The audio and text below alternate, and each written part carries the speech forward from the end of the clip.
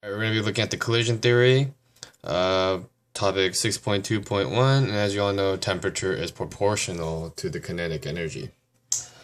And I drew three pictures of solid, liquid, and boil. And as you can see, the particles are either compressed together or separated. And so I'd like to explain the first one, topic 6.2.1. As the temperature increases, the movement of the molecule also increases. For example, in the solid state, so this one, the molecules are compact and stationary. When you compare that to the liquid state, right here, its molecules are more free because they are not compact as the solid particles. When you compare liquid to gas, the particles are less compressed. This shows that kinetic theory is correct. So basically, that is topic 6.2.1, and I'll be moving to topic 6.2. Alright, so what does activation energy mean? Activation energy is the minimum value of the kinetic energy which particles must have before they are able to react, and that's basically it. And here's the graph of the rate of reaction. And that's basically it for this topic. So we'll move on to the next one. So now we're going to talk about 6.2.3, describe the collision theory. So collision theory, the three required things are geometry, sufficient energy, and collision. So, and I drew a reference to the collision theory, so I used boxing as my reference. So for the first one, you can see, so this is opponent A and opponent B.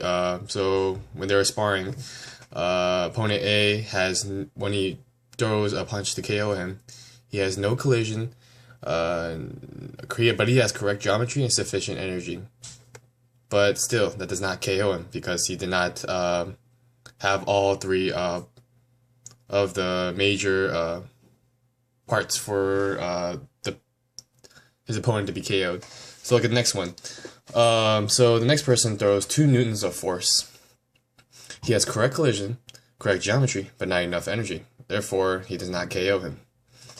Now I'll be looking at the third one. For the third one, the guy has correct geometry. Wrong geometry, sorry about that. Correct collision and sufficient energy. So he basically misses the punch, as you can see. And the last one, he has correct geometry, correct collision, sufficient energy. Therefore, the guy is knocked out and KO'd. Alright, so there are a few things that can make the rate of reaction increase, and that is when temperature, concentration, surface area of a solid, and pressure of a gas increases. But there is also exception, which is catalyst. Catalyst basically decreases the activation energy, therefore the rate of reaction increases. And here's a graph. So this is the normal rate of reaction, this line right here, the uncatalyst. But when you add a catalyst to it, the activation energy decreases, so the rate of reaction speeds up and completes the process.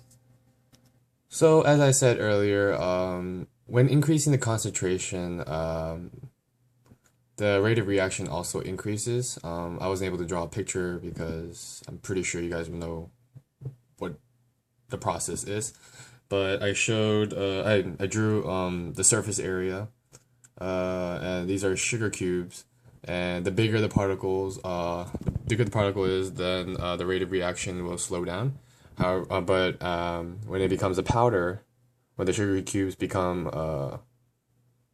or when is it a powder, there's a fast rate of reaction because the particles are more spread out, and Yes.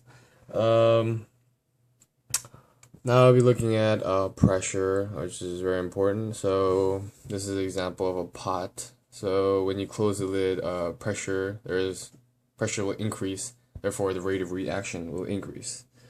Um, so concentration. When you add more concentration, the collision changes, but the geometry and the activation energy does not. And this is also for the pressure and surface area. The collision changes, but the geometry and activation energy does not change. However, for temperature, the collision does change. When you increase the temperature, the collision does change. However, the geometry does not change, but the activation energy does.